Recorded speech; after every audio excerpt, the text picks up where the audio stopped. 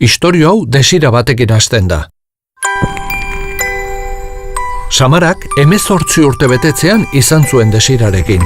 Samarak lan bat aurkitzea eta bizitzeko toki bat izatea zituen amets, baina egun hartan ohartu zen bidea etzela erraza izango. Oztopoz beteriko kilometroak ibili beharko zituen bere helmugara iristeko.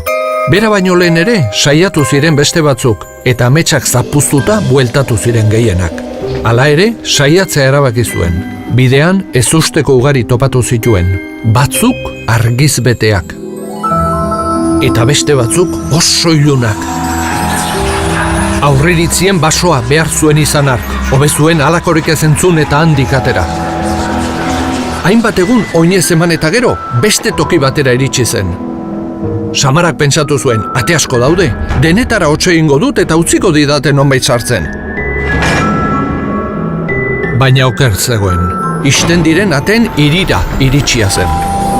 Triste atera zen handik. Orduan, istorio zar batez oroitu zen. Leize ilun batean milaka begi begira dauzkazun istorioa. Begirada ezkorren leizean zegoen. Atzera egin zuen, izututa, baina berandu zen. Pentsatu zuen bere ametsaren amaiera zela hura. Baina orduan, argi batek dir-dir egin zuen iluntasunean. Urrunegi iritsia zen dena bertan bera uzteko, oso gertu zegoela sentitzen zuen, beraz aurrera jarraitu zuen eta irtetean hantxe ikusi zuen. Pare-parean zuen bere helmuga, zerora iritsia zen, berdintasunaren irira, marmarren ordez adorezko hitzak entzuten dira. Ateak ez daude bete itxita, eta mundu guztiak du aukera berdina.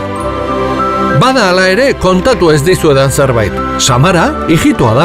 Eta honek, haren istorioaren amaiera badirudi ere, hasiera besterik ez da. Istorio hau ez dago gazte baten bizitzan oinarritua, ijito izateagatik zailtasun gehiago gainditu behar izaten dituzten askoren bizitzan baizik. Arbuio sozialaren eta diskriminazioaren ondorioz aukera gutxiago dituzte. Eraiki dezagun gizarte bat nun inorrezten desabantailarekin hasiko.